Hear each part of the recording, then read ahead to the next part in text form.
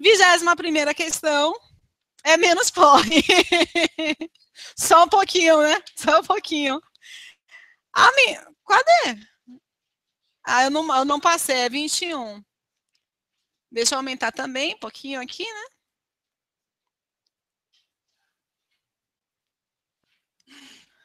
A comunicação medida por exposição de... Perdão. A comunicação mediada por uma exposição de motivos tem como interlocutores um ministro ou ministros de Estado no papel de emissor do expediente e o presidente da República ou vice-presidente no papel de destinatário da comunicação oficial. Por que certo?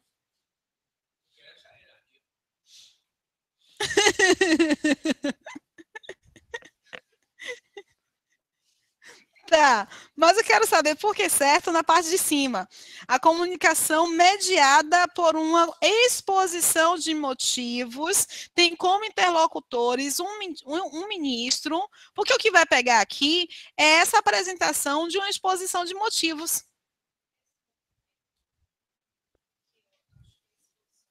Sim. É. Exato. Me diga aí, me mostra. Você está com o manual aí, né, Cíntia? Muito bem. Exposição de motivos. Vamos lá. É que eu quero expor aqui para eles qual é o documento. Aqui. Aqui. Bom, é uma questão que foge do que é cotidiano em correspondência oficial, que está justamente entre outros tipos de correspondência oficial. Então, é notinha de rodapé. Tá? Exposição de motivos, a definição. Exposição de motivos é o expediente dirigido ao presidente da República ou ao vice-presidente para informá-lo de determinado assunto, propor alguma medida ou submeter à sua consideração um projeto de ato normativo. Em regra, a exposição de motivos é dirigida ao presidente da República por ministro de Estado, nos casos em que o assunto tratado envolva mais de um ministro, a exposição de motivos deverá ser assinada por todos os ministros envolvidos, sendo, por essa razão, chamada de interministerial, que é entre ministros, né? Então, a gente volta aqui e verifica o que Cíntia apresentou. Realmente é exatamente o que ele diz. Só que ele só muda aqui, olha, a ordem, porque no texto ele prioriza o presidente e o vice-presidente. Ele diz que é a comunicação recebida pelo presidente e vice-presidente e emitida pelos ministros. Aí ele muda a posição. Ele diz que é expedida pelos ministros e recebida pelo presidente ou pelo vice-presidente. Muda um pouquinho a ordem e isso atrapalha só um tiquinho quando você vai responder, porque você fica, ah, meu Deus, é isso exatamente que está colocando, enfim, né? Mas essa está corretíssima. E por coincidência, a outra prova que eu escolhi começa correspondência oficial na questão 21. Então, eu pensei assim, alguns vão achar que é repetição da questão. Mas vou aumentar um pouquinho só, viu? Aqui.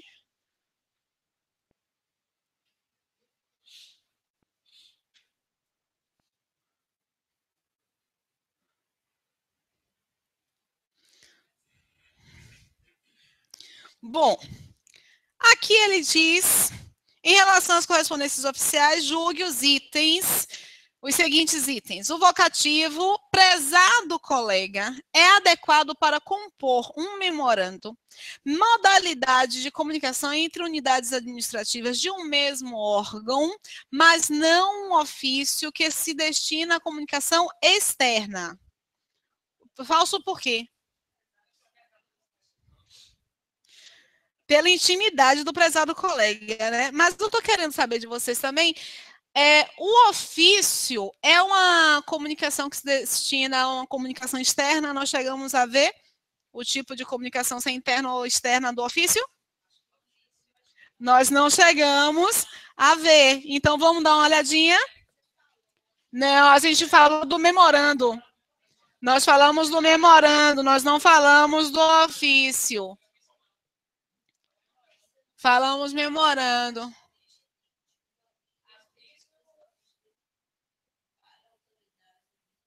Quatorze. Exemplo de ofício aí. O quê? Aí a gente frisou a questão do memorando ser interno ou externo?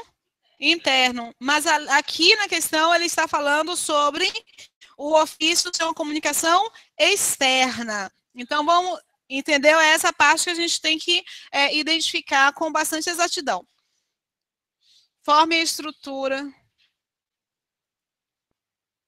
Peraí que eu não vi.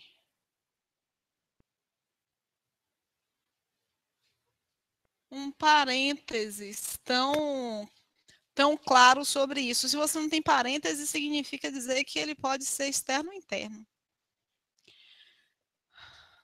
Ofício, definição e finalidade, aviso. Vou reler só para ver se a gente passou por essa informação, porque eu não lembro de ter passado.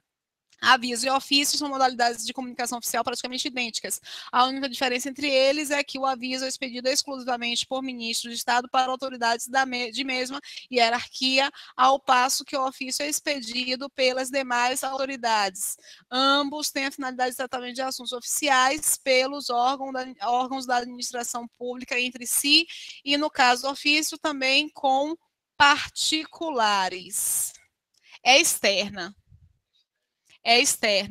Porque se você tem órgãos da administração pública, você vai ter uma troca. Ele pode ser tanto interno quanto externo.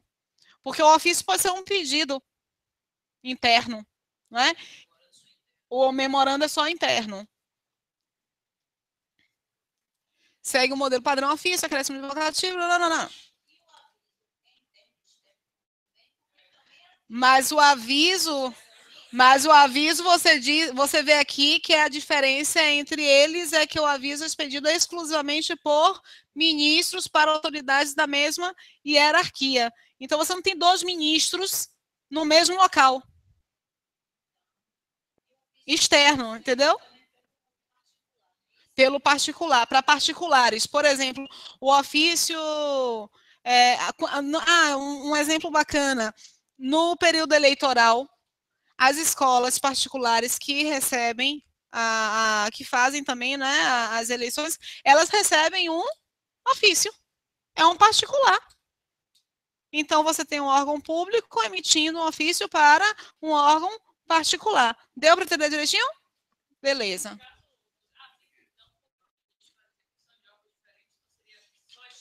Só externo. A mensagem. Esse, aí além, porque você tem sempre para elementos de mesma hierarquia. Você não vai ter dois. Não. É o memorando que é no próprio órgão para setores diferentes. O aviso é para elementos de ministros para autoridades de mesma hierarquia. Então, se é de mesma hierarquia, tem que ser um ministro de órgãos diferentes, entendeu? Exato. Aí você tem aqui. Peraí. Você tem aqui duas observações. O prezado colega, diga. Mas o ofício ele pode ser também interno. Só o ofício. O aviso ele vai ser externo. O ofício ele pode ser também interno. Mas quando você fala de interno, você está falando A ideia da troca de setores diferentes. Mas é dentro do mesmo órgão, entendeu? Mas setores diferentes. Já o aviso, não. O aviso sempre sai, entendeu? A gente tem aqui o prezado colega, que é extremamente informal, e isso já facilita a nossa vida. Próxima questão. A redação oficial caracteriza-se por uma linguagem contrária à evolução da língua, uma vez que sua finalidade é comunicar com impessoalidade e máxima clareza. O que a língua faz no informal? Não evolui? Na correspondência oficial existe esta evolução tão claramente apresentada. Lógico, uma correspondência oficial de 2016 é diferente de uma correspondência oficial do final do século XVIII, ou do final do século XIX, melhor, né? Do final do século XIX. São diferentes as comunicações, mas tenta manter ao máximo um padrão de formalidade. Essa questão não é uma questão de estrutura. É uma questão de gramática, de evolução, de lógica. Diga, gato. O aviso é só externo. 23. A 22 é verdadeira. 22 é verdadeira. A redação oficial caracteriza-se por uma linguagem contrária à evolução da língua. No nosso dia a dia, o você, por exemplo, você já abreviamos para quê? Você vai? Você vai comigo? Se você não for, eu vou sozinha. Mas o você vai é o coloquial. Você tem, no entanto, na correspondência oficial, na redação oficial, você não pode fazer isso. Você não pode seguir essa evolução da língua. Você tem que padronizar, você tem que deixar algo mais impessoal, mais formal. Ok?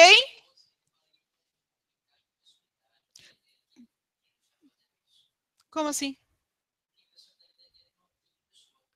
Não, impessoal é porque você não se envolve. Impessoal é porque você é um tipo de comunicação de trabalho, não é de sua vida. Então, você não apresenta coloquialismos, você não apresenta gírias, você trata com certa forma, com total formalidade, fora a carta de Temer. A carta de Michel Temer não entra no modelo de correspondência oficial, né? Você tem uma coisa um pouquinho mais íntima.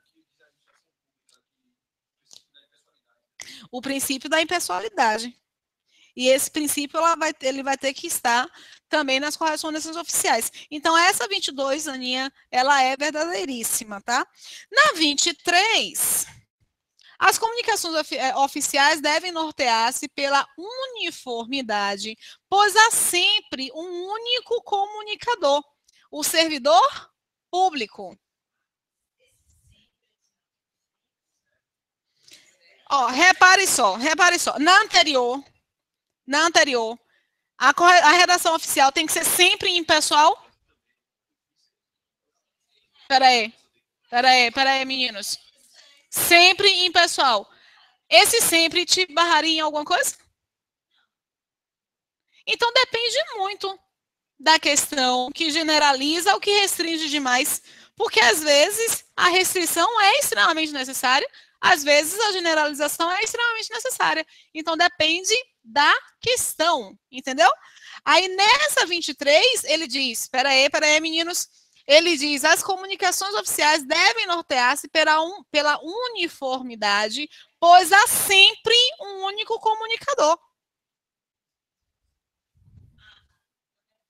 Deve ser uniforme, por quê? Porque esse serviço público, ele está sendo representado pelo servidor público, mas o comunicador é o serviço público, é um só. E se eu não me engano, nós falamos um pouco sobre isso na sequência de questões passadas, né? Nós falamos sobre quem representa. Você tem que assinar, mas você está representando um órgão, você está representando um serviço. Por isso, esse sempre está perfeitinho, está certinho aí. Portanto, essa questão é verdadeira. Poucas questões de correspondência oficial vão nos dar dor de cabeça. Mas a gente tem que, eu costumo dizer para o pessoal o seguinte: a pessoa que estuda para concurso público, ela não pode estudar somente para as questões que a maioria vai acertar. A gente tem que criar polêmica. Porque 10 questões, 8 todo mundo vai fazer bem, a maioria vai fazer bem. 2 vão ser mais complicadas. Quem que vai te colocar no órgão público? Essas 2, sem sombra de dúvidas. Então, nós temos que nos qualificar e nós não podemos nos conformar com aquela coisa absurda que falam às vezes. Eu ensino português para o pessoal aprender. No início dói um pouquinho, não dói não, Cíntia?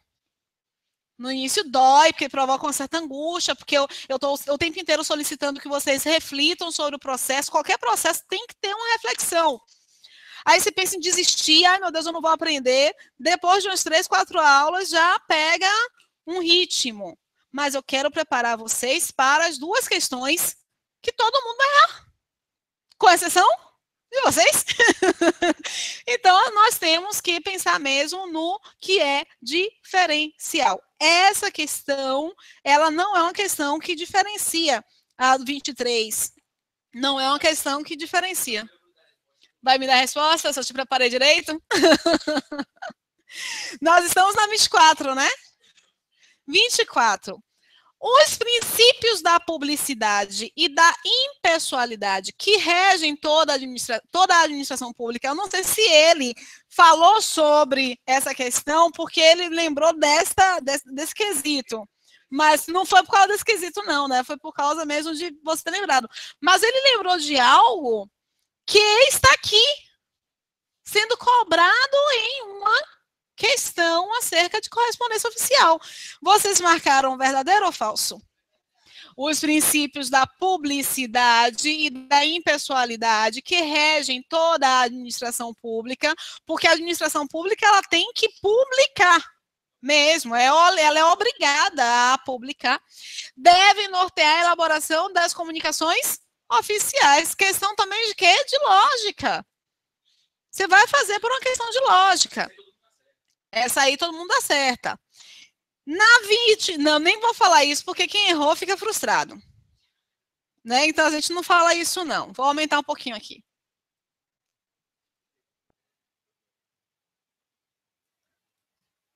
Gente, e sempre tem gente que erra, porque às vezes a correspondência oficial são as últimas questões. Você está cansado, aí os enunciados têm de 3 a 4, 5 linhas, aí você se perde em uma determinada palavra, não lê direito, acaba marcando de forma equivocada, chega em casa, relê e diz assim, meu Deus, o que eu fiz?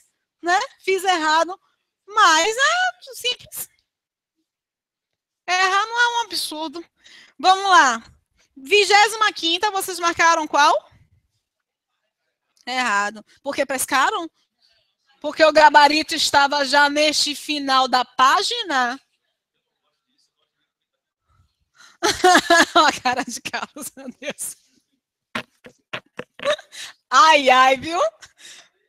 A gente aprende errando. É o trauma do erro que te leva a fixar o acerto, gente. É incrível. Eu estava conversando com uma pessoa de um nível intelectual ontem. Eu estava conversando com essa pessoa alto. Alto.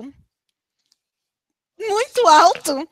E essa pessoa falou para mim que você vai ao restaurante, pede aí um prato, vão colocar lá 200 gramas de peixe, 200 gramas de camarão. E aí eu falei assim, 200 gramas de peixe, 200 gramas de camarão. Aí eu falei assim, 200 gramas, é mesmo, 200 gramas. E toda hora eu repetia os 200 gramas e ele repetia as 200 gramas. Eu dizia, meu Deus do céu. Por mais que você repita a forma adequada, a pessoa não consegue ouvir que você está repetindo para corrigi-la. A pessoa só ouve se você parar e disser assim, não, não são 200 gramas, são 200 gramas. Não vai, não fixa. E a gente sabe disso porque quantas vezes nós estamos falando e de repente alguém repete para corrigir, você não percebe que a pessoa está repetindo para corrigir você. Acha que está repetindo para enfatizar como é que se fala a palavra, e não é isso, né? 25ª. Na elaboração das comunicações oficiais, deve-se empregar sempre o padrão culto da linguagem, admitindo-se o emprego dos jargões técnicos, mas não de regionalismos e gírias. Os jargões técnicos em uma correspondência oficial é muito específico, né? Porque você fere, inclusive, os dois princípios da publicidade e da impessoalidade. Porque se você utiliza um jargão técnico, significa dizer que nem todo mundo vai conseguir entender. Então, isso já entra em conflito com o processo. Próxima sequência. Aí é um tipo de. Esse é um tipo de questão. O que, amor?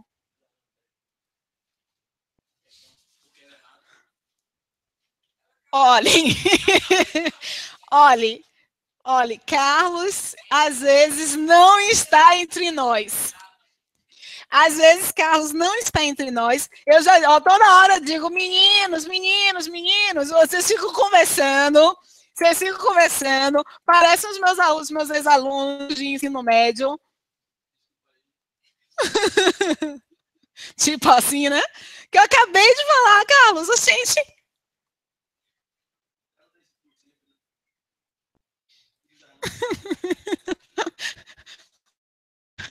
Quem vai me socorrer com o Carlos aqui, gente?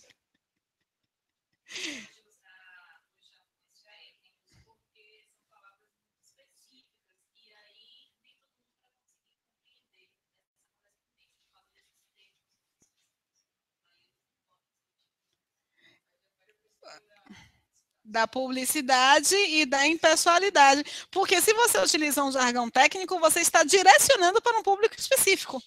Entendeu? Beleza? Vamos lá. Não, mas quando o Carlos é, me divirto demais, gente. Vamos lá. Aqui ele apresenta um tipo de questão que é uma questão de formatação. Aí você já fica meio que angustiado, porque tem que saber como é que é a formatação. Mas, assim, a formatação você precisa ter em mente, basicamente, as formatações são do padrão ofício. Então, se você sabe como é que é o padrão ofício, possivelmente vai conseguir fazer uma questão desse tipo, tá? Ok, o ofício, lá o número do ofício, o local e a data, o vocativo com o nome, o cargo, o órgão, o eixo, o endereço, CEP, enfim. O assunto, solicitação de documentação, senhor coordenador, em complementação à solicitação, não vou ler tudo não, tá? Mas você tem aqui 1 e 2. Pensei que era Bárbara, que eu já ia mandar voltar. Vamos aqui para as questões.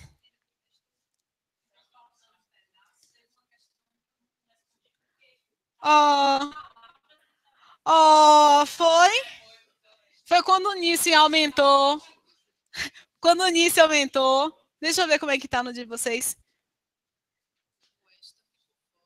Ah, é porque quando ela aumentou, ela não tirou. Você viu que eu tirei a barrinha que estava escondendo?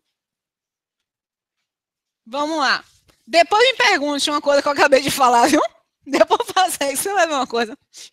Sabe o que eu vou dizer? Pergunte a Joelson. Cruela. Malévola ficou boazinha depois que Angelina Jolie fez o filme. Vamos lá. Então, vocês não conseguiram fazer essa questão Que faltaram muitas palavras na impressão de vocês, não foi, não? Conseguiram mesmo assim? Ah. Bom, nesse ofício, mas é porque tinha um quadrado branco aí, quando o Nice colocou para baixo para ficar maiorzinho. Nesse ofício, deveriam constar no cabeçalho ou no rodapé informações acerca do remetente, tais como o nome do órgão ou setor, endereço postal, telefone e endereço de correio eletrônico. Verdadeiro ou falso? Ó, tem um monte de coisas aqui, não tem? O que está faltando, então? O endereço eletrônico do remetente.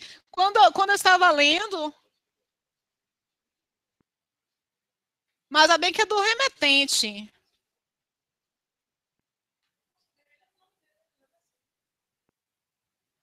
Não, só tem o nome dele, mas é porque lá em cima eu não estava olhando a parte do remetente. Eu estava vendo a parte do destinatário. Ok, aqui verdadeiríssimo, a gente não tem nem dúvida disso. Essa 16ª, ela foi anulada.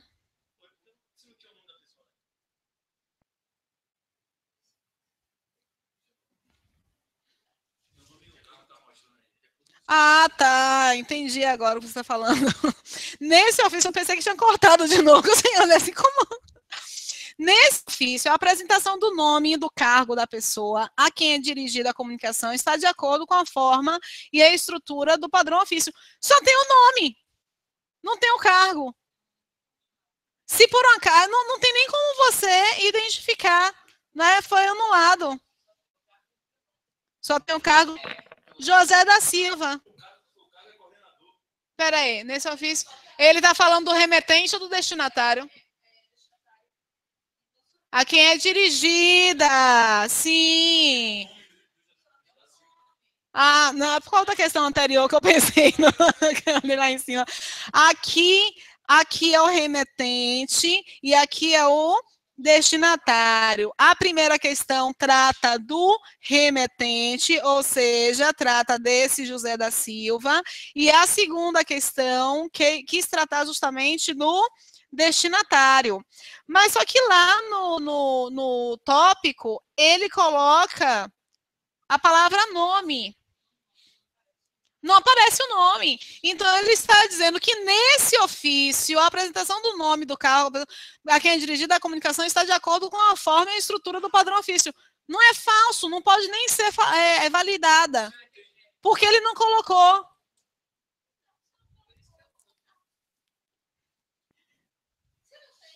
Não, mas. Deixa eu pensar, peraí. Tem lá uma caixinha que deveria ter sido preenchida com o nome da pessoa. Alguém esqueceu de preencher o nome da pessoa. Entendeu? Então, como não tem o preenchimento do nome da pessoa, eu não posso dizer que nesse ofício é a apresentação do nome do carro, porque não tem o nome. Eu não tenho como dizer se é verdadeiro ou falso, porque não tem o nome da pessoa. Então, por isso que a questão foi anulada. Algum esperto entrou em contato e disse: como é que pode?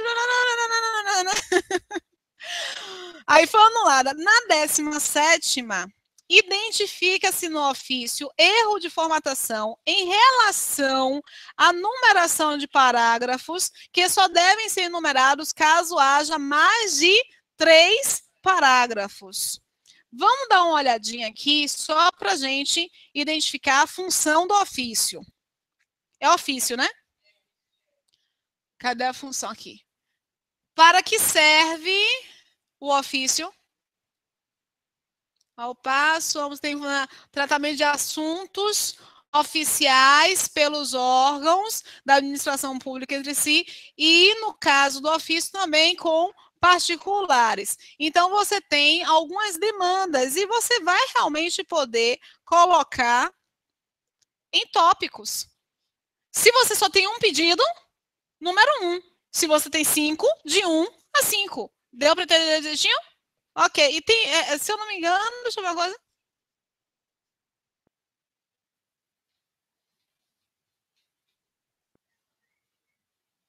O memorando ele também tem a mesma sequência de numeração. O aviso que não vai ter a mesma sequência de numeração. Deixa eu ver aqui.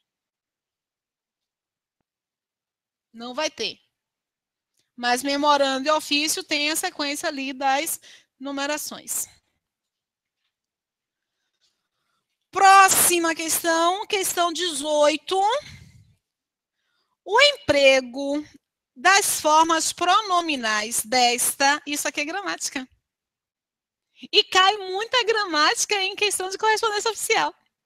O emprego das formas pronominais desta no primeiro parágrafo e esta no segundo parágrafo atendem às exigências do padrão culto da língua, visto que se refere à primeira pessoa do discurso, ou seja, ao remetente da comunicação oficial. O gabarito é falso. Mas vocês conseguiram fazer?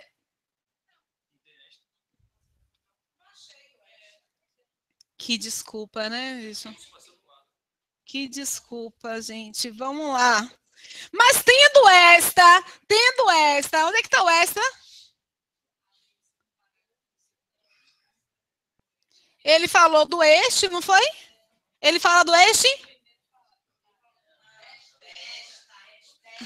No primeiro. Cadê? Desta coordenação. E cadê o outro? Ah, é muita confusão, Joelson, Carlos e o pessoal tentando me dizer. Cadê o segundo elemento?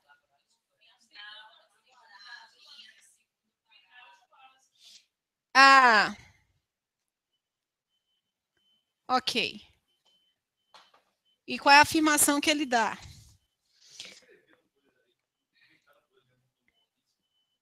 O emprego das formas pronominais desta no primeiro parágrafo e esta no segundo parágrafo, visto que se referem à primeira. Peraí, agora eu que cortei. Eu cortei. Eu cortei alguma coisa. A primeira pessoa do discurso, ou seja, o remetente da comunicação. Ah, quem tá? É porque eu cortei aqui no meu. No meu que eu cortei só, não foi no de vocês, não. O quadrinho branco que cortou de vocês, cortou o meu. Foi. Ele pede ele diz que ambos estão se referindo à primeira pessoa do discurso, ou seja, ao remetente. O desta aqui, é desta coordenação. Eu vou fazer uma explicação um pouquinho melhor elaborada, tá? Não, não é por isso não. Olhem, os pronomes demonstrativos, a palavra demonstrativo, lembra o que para vocês? Demonstrar. Então, se você demonstra, é porque você aponta. Então, os demonstrativos, eles servem para apontar. Nós temos 3 tipos de apontamentos, tá? Nós podemos apontar no espaço, nós podemos apontar no tempo e nós podemos apontar no texto. Deu para entender direitinho? Ok. Quando nós apontamos no espaço e no tempo, depende da aproximação do elemento em relação à pessoa do discurso. Eu estou com esse piloto em mãos, eu estou, portanto, este piloto está perto da primeira pessoa do discurso, que é quem fala, então eu vou chamar este piloto. Se eu estiver falando com Carlos, eu vou dizer, e o piloto estiver na mão dele, eu vou falar esse piloto. Mas se eu estiver conversando com Carlos e o piloto estiver com Ana, é Ana Carolina, né? Ana Cláudia, eu vou dizer aquele piloto. Isso é um apontar no espaço, está distante da primeira e da segunda pessoa, ok? Para este apontar, a FGV e o CESP também, muito de vez em quando, a FGV, muito mais recorrentemente, diz que é um apontar deítico. É um uso deítico. O que é um uso deítico? Eu aponto para um objeto no espaço ou no tempo. No tempo, é a identificação. Semana, a semana está acabando. Eu estou vivendo essa semana? Então, eu chamo de esta semana. Semana passada, está próxima. Então, eu chamo de essa. E semana que vem, que também está próxima, semana que vem que também está próxima, eu chamo de essa também. A semana, ó como é que vai ficar. Estou aqui nesta semana, tá? Ela vai chegar ainda. O que está próximo aqui e o que está próximo aqui em termos de tempo, eu chamo de essa. Essa aqui eu chamo de esta. Agora, se eu tenho várias outras semanas aqui para trás, aí eu chamo de aquela. Olha, aquela semana do verão de 1985, olha, é de hoje. Depois de 10 anos, a gente para de contar. A gente disse que tem o que eu falei para vocês, né? Foi para vocês que eu falei? Tem tempo, tem um tempinho. Quando tem mais de 10 anos, vocês dizem, tem um tempinho que eu conheço fulano. Eu tenho aqui, ó, aquela semana. Mas a mais próxima anterior e a mais próxima posterior eu chamo de essa semana. O uso dos pronomes demonstrativos, infelizmente, quando nós estávamos na escola, a professora só nos ensinou, não deu essa nomenclatura, mas só nos ensinou o uso deítico, ou seja, de apontar no espaço e no tempo. E falando que o que está próximo de nós chamamos de este. Lembram disso? No texto, você tem um resgate também. Você tem um resgate, se você estiver falando sobre Brasil e China são emergentes. Aí eu quero dar uma informação só sobre o Brasil. Só sobre o Brasil. O Brasil está mais próximo de mim ou mais distante? Então, eu vou chamar... O Brasil está mais distante, ó. Em termos de texto. Então, eu vou dizer assim, aquele não está bem. Enquanto essa ou esse... Eu posso colocar aqui, aquele país não está bem, contudo, este continua crescendo. Por que eu coloco este? Porque foi o último a ser listado. Só que se eu quiser, esta é uma situação. Quando eu quero dar informações diferentes para elementos que eu citei anteriormente. Deu para entender direitinho? Se eu quiser transformar, apresentar uma informação que sirva para os dois, como é que eu vou usar? Esses países. Se eu quiser apresentar uma informação que sirva para os dois países, eu vou chamar de esses países. Deu para entender? Aí eu pergunto para vocês. A utilização desta e esta coordenadoria é um uso de... importante, eles chamam esse uso aqui de anafórico, tá? Porque resgata o que foi apresentado. O uso anafórico. Anafórico. Eita, borrou um pouquinho. Anafórico. É catafórico. Depende. Tem vários tipos de catáforas, entendeu? Eu quero a seguinte questão. Aquela que apareceu no concurso de 2003, no CESP. Então, eu vou apresentar ainda qual é a questão. Mas nem vou detalhar muito para não ficar muito complexa a análise. Mas entenderam direitinho o que é o resgate no texto e o que é um resgate deítico? Eu quero saber de vocês se este uso ele é anafórico ou deítico. Quem acha que é anafórico, levanta a mão. Quem acha que é deítico, levanta a mão. É deítico porque ele está apontando um local, ok? Ele está apontando o local onde ele está?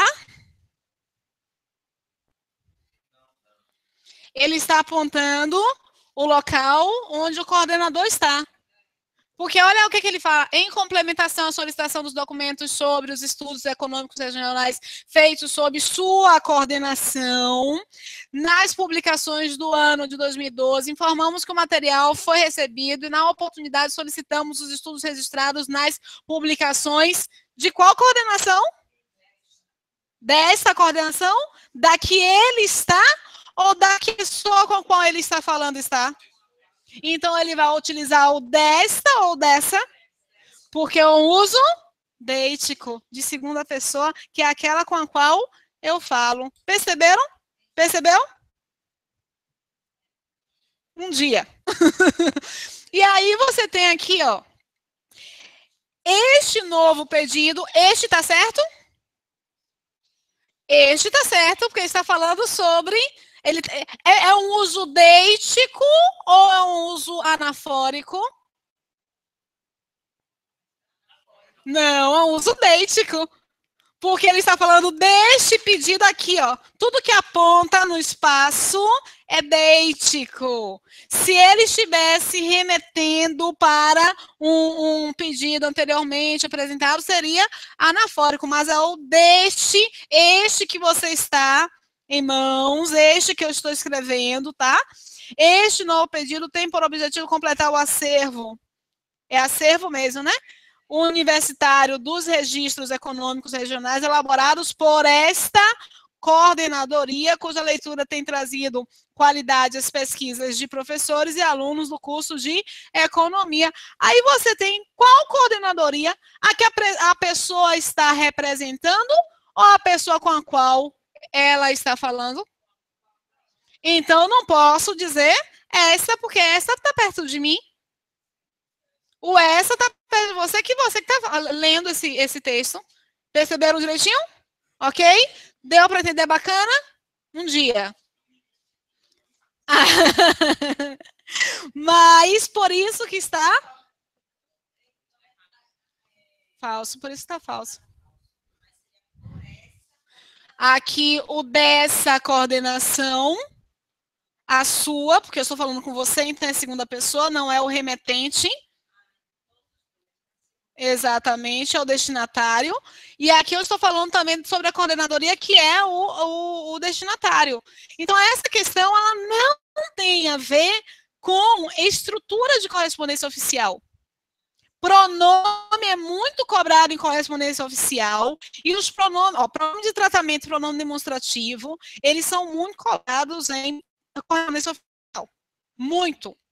Então, é um tipo de conteúdo que a gente tem que trabalhar com um pouquinho mais de foco. Sabe quando é que a gente vai trabalhar?